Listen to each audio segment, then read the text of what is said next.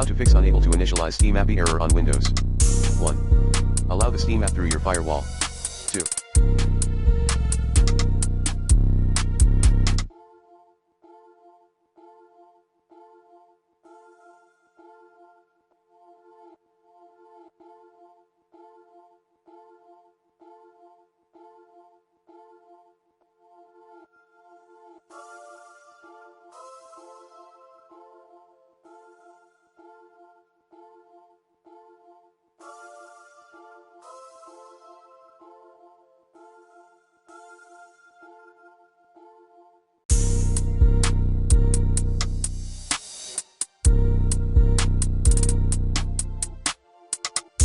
Ensure you are logged into the same account you used while downloading your game.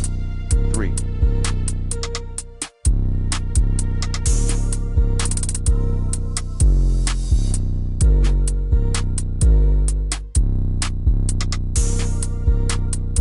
Open Steam as an admin. 4.